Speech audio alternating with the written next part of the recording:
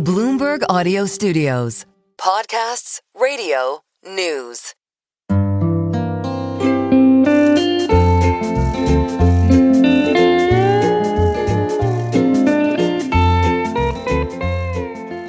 Hello and welcome to another episode of the Odd Lots podcast. I'm Joe Weisenthal. And I'm Tracy Alloway. Been covering little local politics these days, Tracy. It's not our normal beat, but sometimes there's a little intersection. We're going local, not macro. Micro. We're going micro. So it's interesting because we did a recent episode, listeners may remember, with one of the candidates for the mayorship here in New York City, Zohran Mamdani.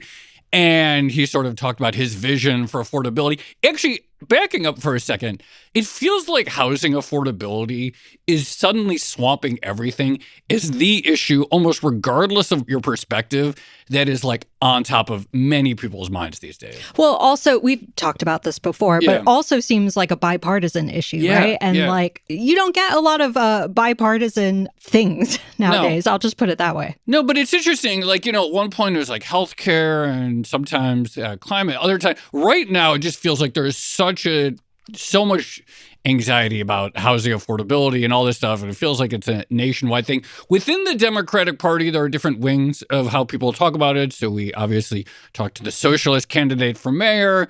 There's also what people would call like the sort of like more liberal abundance view that, you know, the answer is just, we just need more and use whatever levers to pull to like get more in some way. So, you know, even within one party, though, although everyone sort of agrees on rent and affordability, not a lot of consensus on the path there. Yeah. So the overall goal is very clear, but I guess like the levers that you're going to pull to get there are very complicated. And I have to say, that's one thing that I kind of struggle with in this topic. It just seems like there are so many different things that you could do, and all of them seem very like bureaucratic, very technical, tax abatements, all these incentives, rent control.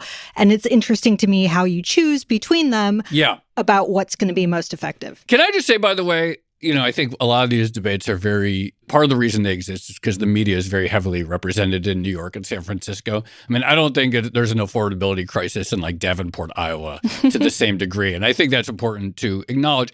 I also think like New York and, San Francisco are some of the best places in the world. So I get why people pay a lot of money for them. Anyway, it turns out one of the best cities over the last several years in the entire country for housing production is our neighbor, Jersey City, right across the water.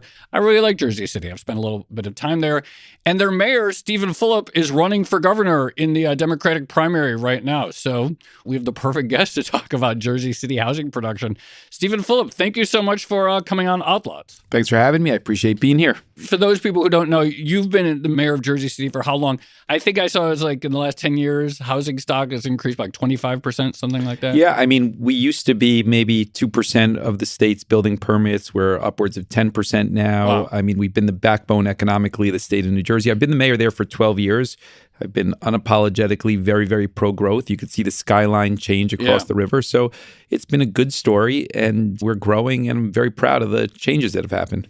What's the biggest choke point or hurdle when it comes to building more affordable housing? Because everyone seems to have a different answer to this and different things that they would put emphasis on. But in your view, what's number one? Just what do other people say out of curiosity? Are the well, choke people points? say like zoning and things like that, incentivizing the developers to build something other than luxury high rises, that sort of thing. I'd point to a couple of things. I mean, in New Jersey, we definitely have an incentive program that is complicated. We have obviously zoning with home rule. So you have a lot of municipalities, 564 municipalities, which is problematic, and home rule. So how do you overcome that, which I think we have some solutions for. And I think that generally speaking, across the country, you have kind of the NIMBY sentiment monopolizing the conversation. And how do you wrestle that away from them is different in each city or state. But in New Jersey, I think we've done a pretty good job of kind of creating a dynamic where the people that are pro-growth can also have a voice there. You've been pretty unapologetic in your view that market rate housing benefits everyone, that there's supply and demand. You expand supply, it filters down, etc. You talk about, quote, affordable housing, unquote, but give us your general philosophy of housing and making it more affordable and why you believe that a lot of the solution is essentially liberalizing and supply and demand. Yeah, I think letting people build what they want where they want. Yes, I think that when you put more restrictions around housing growth, so, rent control sounds like a good buzzword, but when you're too restrictive around that stuff, you're going to create a situation where you're not seeing supply being increased. We've seen in Jersey City pressure when New York City isn't growing on our housing prices. And when we've grown a lot, you've seen the demand still high, but the rent increases subside. So it leads you to the conclusion that the market rate component of housing is as important to the conversation as the affordable conversation. And, look, a lot of people push back for a variety of reasons. Sometimes it's rooted in racism. I mean, people have a different reaction if you use the word affordable housing versus housing that's affordable. They have a different kind of thought process around that. But the reality of the situation is that market rate housing helps you build more affordable housing or housing that's affordable. And they have to work together to be successful. And that's how we've approached it in Jersey City. And it's generally been successful. So one of the criticisms of market rate is that you end up with those developers just building the luxury apartments because they can wring more money out of those. How do you address, I guess, the balance between luxury housing versus, housing for the middle class or housing that's further down the spectrum? Yeah. So in Jersey City, we do have kind of set-asides or inclusionary zoning ordinances, and those are important. We've gone back and forth with the advocacy groups on what's actually achievable, and we've actually come to a place that's pretty successful. And we generally target about 20% of a housing development to be a blended, affordable component. So that could be workforce housing, that could be low-income housing, which is obviously more stressful on the overall project. So you got to factor some of that stuff in. But we do have, a specific minimum requirement when they do get a specific incentive, like a tax abatement from the city. What specific levers? So, okay, you've been the mayor of Jersey City for 12 years. It is objectively true that the skyline has changed a lot. It's objectively true that the housing stock has grown. I'm sure it's benefited just from the fact that, Manhattan and New York City has been fairly dismal about expanding housing supply. And so people look elsewhere. But versus before you came into office now, what are the specific levers that you've pulled to expand production? And how can you attribute, when you do an attribution of the housing stock, what can you say to what you've done? So when I came into office, the tax abatement or incentive program was very political in nature, and it seemed to be by right for the developers that were pursuing it. And there were two problems with that. The politics of it created kind of uncertainty and apprehension about people investing in a market if they weren't familiar with the politics about it. And the uncertainty of how the process worked was problematic as well. So we came in and we changed the policy entirely. And people said we wouldn't see the amount of growth. But I viewed it at the time that it was such a given that you would get these tax abatements that it didn't necessarily incentivize more growth. It was already factored into the seller's price and the buyer's price in the private transaction. So we had to recalibrate that market a little bit. And so what I did was we changed the tax abatement process where we mapped it to census tracts. Based on poorer census, we're automatically entitled to a steeper incentive. And what you gradually saw was people moving away from the waterfront and investing money because it seemed more certain, the process, and it seemed to have a clearer advantage if you were moving to certain areas. And we mapped it to the census tract, which seemed like a reasonable way to map it towards income where you're trying to instigate development. And so that worked. And I think that clarity really helped people invest and attracted new developers to the area. So we were no longer relying on the same small pool of developers. And I think the certainty was very good because, New Jersey has a history of political corruption, and feeling that, there was some process around this, that it wasn't necessarily predicated on what lawyer or architect you hire, created a better climate for business. So you mentioned widening the pool of developers. Yes. And this is something that Joe and I are really interested in. We went down to North Carolina and learned that towns and cities really have to make pitches to developers to get them to come in. What's the process of, I guess, working with a developer, talking to them actually like? What are the things that they are looking for specifically? Well, look, I think that they are interested in an administration that seems less political in nature and more focused or aligned in a pro-growth mentality that recognizes that they are in the business of providing housing and there's mutually beneficial outcomes if we work together. When I became the mayor of Jersey City, one of the things that I did with the existing developer pool was I recognized the fact that we needed to market the city better to the surrounding areas. I knew that, not necessarily Soho or Tribeca wasn't a comparison to Jersey City. Somebody wasn't making the choice, should I live in Tribeca or Jersey City? But certainly with Brooklyn and Queens and the outer boroughs. So we got most of the larger developers at that point together. And what I said to them was that we would do a marketing campaign where the city's Economic Development Corporation would match the private dollars 1-for-1. And it would be targeted in these areas that we think that we can attract new residents and new developers. And I was very deliberate that it would not be political in nature. Like I would not appear in this. My voice would not be a part of it. It was going to be focused on branding the city in a different way.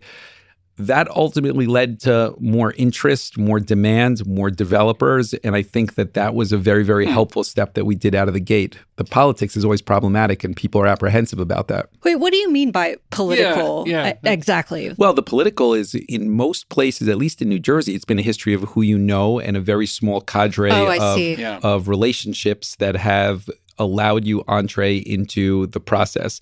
And in a place like New Jersey, where a lot of the rules are codified in a very, very loose way, you feel obligated that you got to have a certain type of relationship. And the more you can remove that towards the business climate, the more likely people are to invest in that. And I feel like that's been a kind of a big change in Jersey City overall. This is super interesting. I don't think this dimension of housing unaffordability or the challenges to production has come up.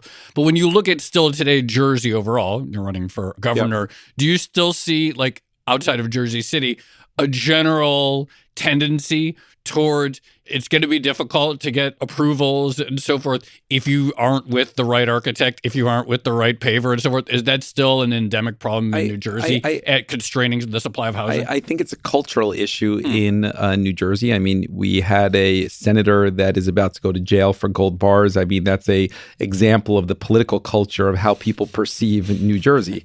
I think that any reasonable person would estimate that you're in the 200,000 unit shortage range for the state of New Jersey now, maybe given a little. And the production of affordable units is roughly only like 3,000 a year. So you're looking at close to 70 years to cure the backlog that you have today. It's quite significant. And there is a sentiment that, municipality by municipality has this disproportionate amount of control over the outcomes of housing production. And part of the job as governor will be to kind of change that narrative so the NIMBYs, not my backyard, or the not monopolizing the conversation. And there's a lot of ways that I think a governor can do that. Well, let's talk about that. Yeah. How do you deal with the NIMBYs? And the localities who fight it, because there must be tension between state versus local. Yeah, I think there's a couple things you could do. So New Jersey has a fair share housing requirement, which has been litigated for 30, 40 years, where every municipality is going to have some sort of obligation on housing. And a lot of the municipalities push back. If it's a suburban municipality, they say, well, you're obligating us to this 200 affordable units, and they come under an 80-20 rule. So the 200 units equates to roughly 1,000 units overall, which is kind of, the mayors would say, it's taxing on their infrastructure, which is true. So the NIMBYs then co-opt the conversation and drag these out in court for some period of time. So Trenton, I think, can do a better job of creating transparency around your municipality where it is in the process. Today, that doesn't exist. So, for example, if Westfield, use that as an example of a municipality, is cooperating and doing a good job, there's no transparency to that. So the NIMBYs generally control the conversation at the planning boards because of the fact that there's a lack of information. So I think Trenton being helpful in that is part of it. Number two is that if you have an objective to build new housing, which New Jersey does, and when a mayor or council people say that you're going to make us build these 1,000 units, but added children in the schools, added needed infrastructure, I do think Trenton needs to tie dollars and resources to those municipalities that are cooperating. You do need a carrot and stick approach. Otherwise, you're never going to get mayors to actually move in a place that has home rule like New Jersey.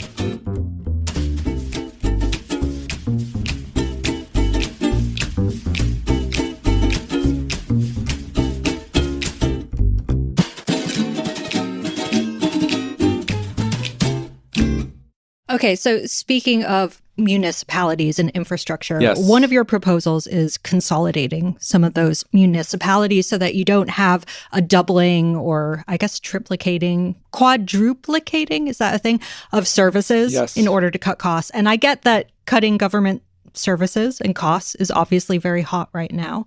But what particular benchmarks or targets are you looking at here? And how do you ensure, I guess, quality of service as you consolidate? Yeah. So I think the way that we start this is more focused on shared services than absolute consolidation. And from a mayoral standpoint, knowing that, again, New Jersey has 564 municipalities, a lot of municipalities for a very, very small area, all with home rule, and all have departments that are not necessarily important by municipality for municipality. Just to put in perspective, 75% of those 564 municipalities have less than 20,000 people. 50% of them have less than 10,000 people. So a lot of very small municipalities that all have offices like health departments, which should probably be at the county, animal control should be at the county, things like that. And so I think that we've outlined a process to create leverage over the municipalities via referendum and to force kind of shared service once Trenton has leverage. And I think that's the way that you got to get there, because nobody's going to voluntarily give up parts of their government unless you have Trenton creating leverage on that. Why hasn't this been done before? Because when I think about animal control, for instance, it does seem kind of crazy that you have hundreds, dozens of municipalities that are all running their own animal control services. But I imagine there must be a challenge in doing some of this. I think that for the most part, mayors and council people are reluctant to give up departments or relationships. Often the people that work in these small municipalities or large municipalities are personal relationships. You may know the person's family. They've been there for a long time. And so just the bureaucracy and stagnation is what ends up getting you into this place of not wanting to make any change. People have talked about it for 20 years, about some sort of consolidation. The difference in how we're approaching it is that we are using kind of the referendum process around bonding for municipalities to create leverage over the municipalities to force it. Absent forcing it, you're never going to get it to happen. That's the truth. And so it's a little bit of a different approach. I could tell you that the League of Municipalities, which is the advocacy group for all 564 municipalities in New Jersey, hates what I say, which probably tells you that I'm right about it, to be honest with you. But that's kind of where we are. Jersey City, I think in 2022, approved something where developers on a voluntary basis can expand the number of units in a plot in exchange for some level of affordable units commitment. Is that being utilized? What does the math work? It's voluntary to include more affordable units, and then they get to expand the number of... Is that being utilized? It's used actually a lot. So it's a little bit different than the inclusionary zoning ordinance, which was you get an approval and let's say 20% has to be inclusionary zoning depending on what the zoning changes. This was an overlay zone that we put in place that basically what it said is that within the existing envelope of the building, so from an outside, you could just add more density in there. It is being used because what you see in Jersey City is you see a lot of these smaller units in these larger buildings, and they trade at roughly, in the downtown area, let's say $100,000 a door on approval. So it's of high value to do that. For us, from the city standpoint. Wait, what does that mean, trade at $100,000? Like if you sell, let's say you were to, a building is approved for 10 units, you would say it's roughly would be $1 million. Keep going. Okay. So, and that math is exponential for if you have a 300-400 unit building. From our standpoint, it was the best way to approach a need for affordable housing without changing the aesthetics or the scale of the building on the outside, which is problematic often to kind of the community group, so to speak. So it is being used. I would probably say it's being used as much, if not more, than the inclusionary zoning ordinance that we have in place. And it's just been another tool to kind of increase affordable housing production. Since you mentioned aesthetics, I find this really interesting because aesthetics doesn't always come into the conversation on affordable housing. And it is an issue for a lot of people. And I think about the look of Jersey City versus, I don't know, a Hoboken or something like that. They're very different. How important are aesthetics in your conversations? And I guess, how do you address some of those issues? We have a good planning department, and we've gotten better at it. As we've gotten more sophisticated developers into Jersey City, It's allowed us to be more aggressive with the aesthetics and push developers a little bit more. So you can dictate things will look like. We can, to some degree. And I think that as the marketplace has become more competitive, the natural outcome of the private sector is that they're pushing each other to better products that look better, feel better, better amenities, whether it's a pool or a kind of a little golf range or whatever they got going on in there. It's changed over time a little bit better. And because we've grown so much, everybody's thinking about how to make their building more competitive. The buildings are being absorbed into the market as quickly as we're building them. They would tell you that. That's largely because of New York's lack of construction, which is a bigger problem. But it also has benefited us from the aesthetic standpoint for sure. So here's a big picture thought that I have. Go for it. And I kind of hinted at the beginning. But New York City and our neighbors on the other side of the water, greatest place to live in the entire world, in my opinion. The economic opportunities for an individual here are extraordinary. The cultural opportunities are extraordinary. I understand intuitively why rents here or mortgages are so expensive, because it's the best place in the entire world. Jersey City has expanded the housing stock quite a bit, but also affordability has worsened over the last decade or so. Is that inevitable because it's just so good? People want to live in the best place in the world, and so it's going to get more expensive? Because this is where there's sort of like, when I talk to a lot of the YIMBYs, I understand like expanding production, that's good for the economy, et cetera. I'm less convinced that market housing or any housing can actually make these places cheaper, because they're so good. They're so desirable. Well, look, like, can you actually solve affordability, or do you just have a lot more people here and that's good enough? You could definitely slow the growth of rental increases. Okay, so whether you're going to have a massive rental decrease, I don't know, but you could definitely slow the growth. And we've seen that in the last year, 2 years, whereas Jersey City was consistently ranked as very, very steep rent increases, and it was problematic. That has slowed because of the supply conversation. Okay. Specifically, though, for Jersey City, I think that, yes, we have been a victim of our success in many ways and a victim of New York's lack of construction. So if you are going to have a regional solution, New York and particularly Manhattan needs to carry its weight, which is not happening today. Mm-hmm. Just on this beggar thy neighbor issue, I guess, do you talk to other cities and other towns about what they should be doing? And I guess how replicable is the Jersey City model for a place like New York or Hoboken or wherever? Well, I think there's a lot of good things that have happened in Jersey City, and some of the mayoral candidates do reference the amount of housing production because it's been pretty astronomical in Jersey City. It kind of speaks to the lack of production again in New York. I think as governor, there's a lot of things that you can do to change the climate in New Jersey around housing production. And one of the challenges that we've had in New Jersey is you haven't had a governor with municipal experience in 20 years. Phil Murphy came from being an ambassador, and Chris Christie was a U.S. attorney, and John Corzine was a U.S. senator, and et cetera, et cetera. So I do think understanding the touch points, the leverage points, how to motivate somebody at the municipal level is very, very important to being a governor in a place like New Jersey. Actually, speaking of politics, I think in this race, are you the only candidate in the race that supports the congestion pricing scheme? All right. As a resident of Manhattan who doesn't drive much in the city, I think congestion pricing is great, but I'm not I'm not You're running. Asking why am I, as a New Jersey resident, thinking that it's okay? Well, how do you sell it? How do you sell it? Well, look, people ask me in a lot of Because this is also gets to some of the other questions around housing, which is that some of these benefits are diffuse and long-term and not immediate. So how do you sell it? So first of all, if you care about the health issues or the environment issues or mass transit issues, then obviously you should be supportive of the concept of congestion pricing to begin with. Okay. I say secondly to people, if you take a step back and get away from kind of polling data, which people would say, I don't like the idea of an additional surcharge. If you ask yourself, who is the person that drives their personal vehicle from New Jersey every day to Midtown Manhattan and then pays $1,500 to park their car in Midtown Manhattan? It's not regular working class people. Regular people take the trains and buses to the Port Authority or to Penn Station, and then they use the MTA system. Wealthy people drive their personal vehicle every day.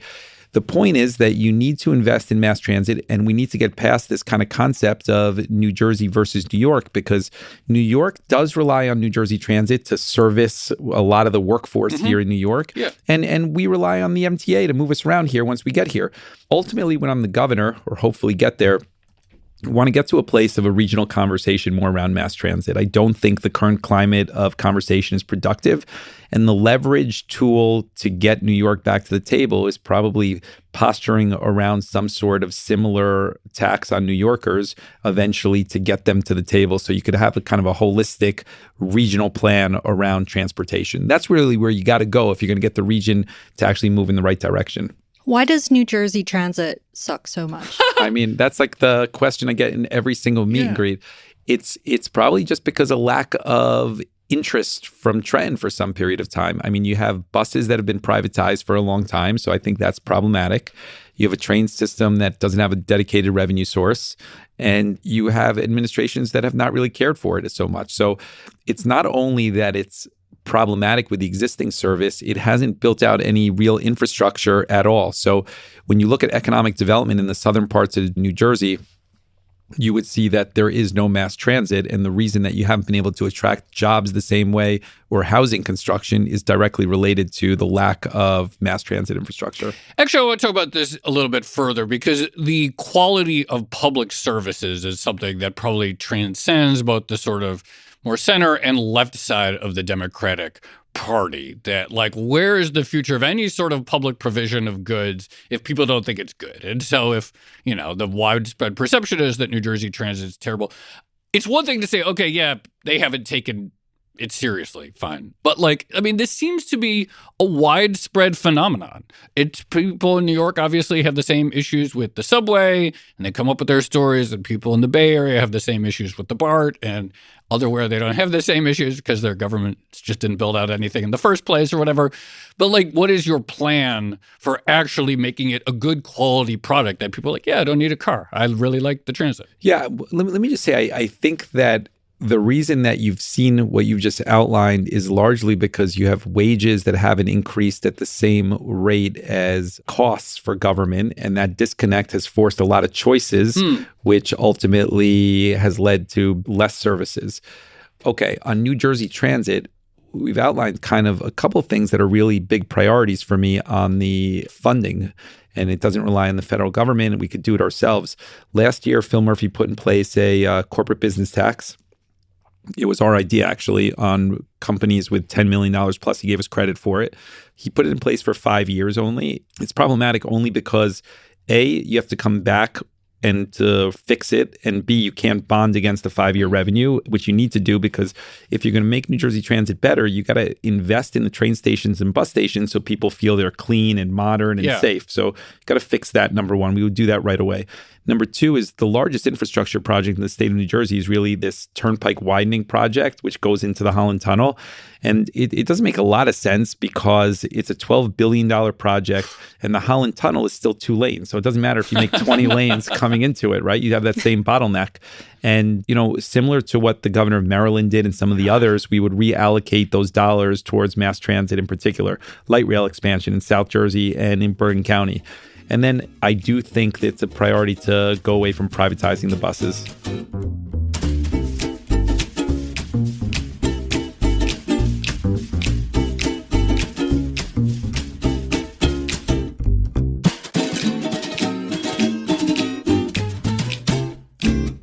I don't know which is worse, Tracy, going into the Holland Tunnel from the Jersey side or exiting the Holland Tunnel in the New York City side. Miserable in both directions. I see no upside unless you're going to radically rethink that and spending $1 more on that process. Anyway. I have a horror story about this, which I will tell you after this recording. I suspect a lot of people have horror stories about this. But I want to go back to housing for a second. We love housing. We touched on tax abatements. And obviously, tax abatements are a classic tool for building more affordable units. But they're not free, right? You're sacrificing revenue in order to do this. And presumably, you need to offset that lost revenue through tax increases elsewhere. So where does that offset actually come from? So first of all, let's talk about how to change the tax abatement or pilot program, payment in lieu of taxes, so that way it actually makes sense in New Jersey. Today, in New Jersey, a short-term tax abatement is by right. So developer can fill out a program and a piece of paper and they get a 5-year tax abatement. The long-term tax abatements for 20 or 30 years are the ones that become political circus. I do think to increase housing supply, you need to change the long-term tax abatements to be somewhat more like the 5-year tax abatements by right. And the way that we would see this move forward, assuming get elected, is that a city council or a mayor would approve an initial ordinance. So you'd have a public process around what that tax abatement process for that administration would look like. What is the census tracts? What are the affordability components? What are the community givebacks? Is it union labor? Whatever those are. Once it's approved, it should go to Trenton to get approved there by the DCA. And then at that point, I do believe it should be by right. So you could expedite some of this construction components of it. In New Jersey, you have, again, a lot of municipalities, and the taxes are divided up between the school district, between the municipality and the county. The school district and the municipality are obviously priorities. The county, less so. It's another layer of government that you probably need some consolidation long term. And most of these buildings are newfound revenues. They're not true tax abatements where the developer is not paying. It's a payment in lieu of taxes.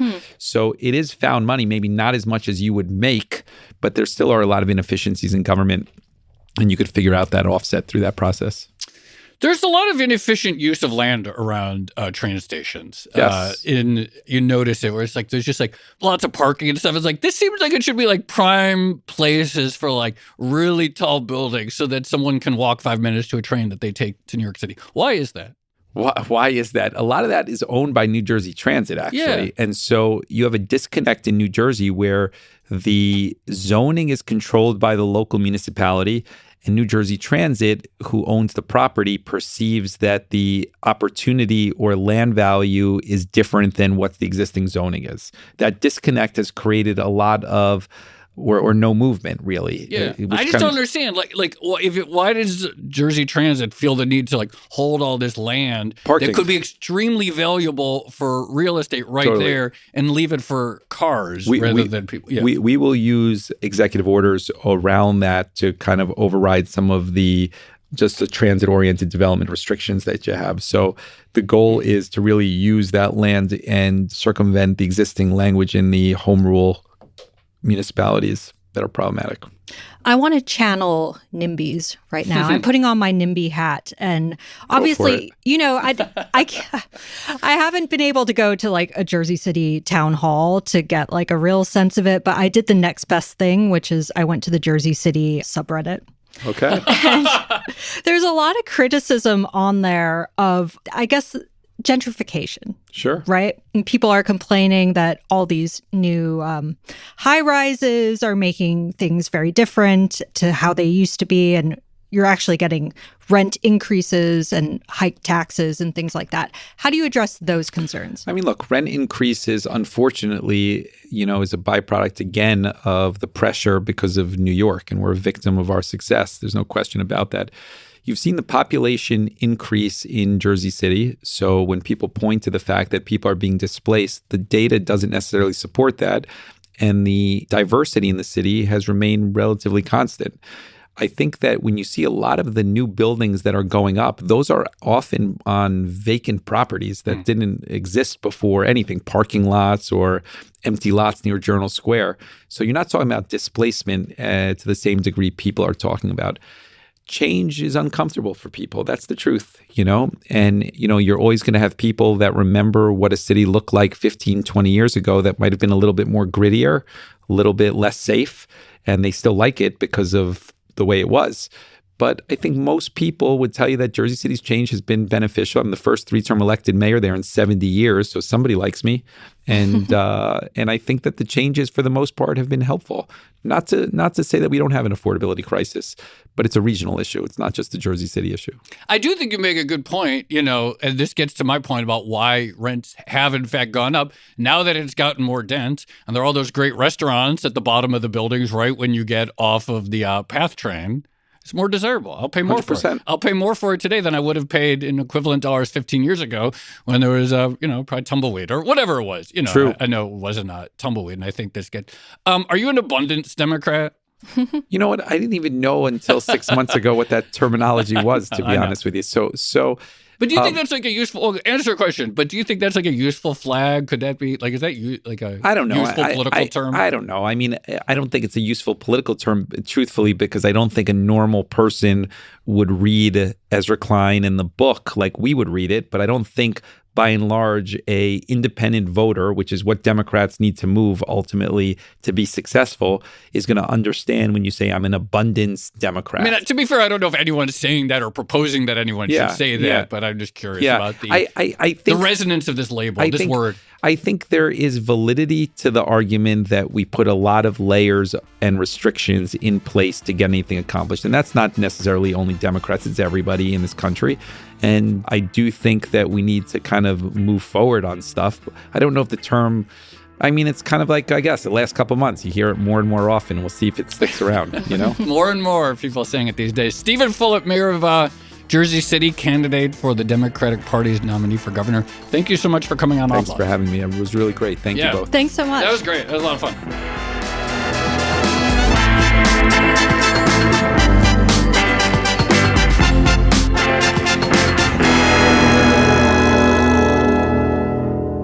I will say, Tracy, that, you know, I always get so nervous talking to politicians because I worry that they're just going to be so canned, you know, and we don't do a ton of them. They tend to be very on message. Very on message. Talking to Steven, talking to like a very normal person about issues. I mean, you know, I'm sure people would disagree with him about his characterizations of things. It felt like a real conversation. Yeah. I mean, he definitely had a lot of policies that he could point to. I guess the big question is still how replicable this is elsewhere. And for instance, you know, he talked about on the gentrification issue that you're not displacing existing buildings, you're building on primarily empty lots and things like that. There aren't many empty lots in places like Manhattan. No, and there probably aren't many empty lots left in Jersey City either. Yeah. And so part of the question, so that's how, you know, we were talking about like what specific mechanisms, and I believe that they exist. But today it's a very different city than it was 15 or 20 years ago. And so the degree to which, okay, well, this is just Manhattan spillover, or maybe Brooklyn, or, you know, whatever spillover, people who weren't going to live in Manhattan in the first place. But then the easy pickings have been gone, certainly strikes me as a real possibility. The starting points were different. Yeah, totally. You mentioned tumbleweeds, Joe. Yeah. Did you know that tumbleweeds come from Russia and they're an invasive species in the U.S.? Really? Yes. I did not know that. Speaking of housing, have you ever seen the pictures of like houses being absolutely like swamped by tumbleweeds? No. You gotta look those up. Introduced from Russia in the 1870s, they arrived in South Dakota likely in flaxseed from Russia. These plants are known also as Russian thistle. That's super interesting. Yeah. They're cool looking, so I don't mind that they got here. I mean, I guess it's not good if houses are swamped. No, it's cool. No, they're actually a big problem. Oh, it's a serious problem. One other thing, though, that we only got into it a little bit, it does seem like because of the sort of disorganization of American government, you get a lot of really silly things like the New Jersey Transit owning a bunch of land that it could be, you know, worth hundreds of millions of dollars if you just put a bunch of apartments on there. And people would presumably kill to live in a nice high-rise apartment, a 2-minute walk from a train station that would take them right into New York City. I would love that. And instead it's just parking. And yet because of like the zoning, and it just seems like, let's get it together. Come on. It's just really annoying. Well, there's a lot of stasis in policy. Yeah, it seems tough. I think we've learned that over and over again. You know, one last thing, too, because it took me a minute. I think it took both of us a minute when Steven was talking about, housing being very political. And what he meant by that was super interesting. Like, we've definitely not talked about the idea that, well, one barrier to housing could be essentially corruption, which is a word he used. But even like polite forms of corruption is very interesting. Yeah. All right. Shall we leave it there? Let's leave it there. This has been another episode of the Odd Lots podcast. I'm Tracy Alloway. You can follow me at Tracy Alloway. And I'm Joe Weisenthal. You can follow me at The Stalwart. Follow our guest, Steven Fulop. He's at Steven Fulop. Follow our producers, Carmen Rodriguez at Carmen Armin, Dashiell Bennett at Dashbot, and Cale Brooks at Cale Brooks. For more Odd Lots content, go to Bloomberg.com/oddlots, where we have a daily newsletter and all of our episodes. And you can chat about all of these topics. Plenty of stuff in there about housing 24/7 in our Discord, discord.gg/oddlots. And if you enjoy Odd Lots, if you like it when we talk about housing policy and the origins of tumbleweeds, then please leave us a positive review on your favorite podcast platform. And remember, if you are a Bloomberg subscriber, you can listen to all of our episodes absolutely ad-free. All you need to do is find the Bloomberg channel on Apple Podcasts and follow the instructions there. Thanks for listening.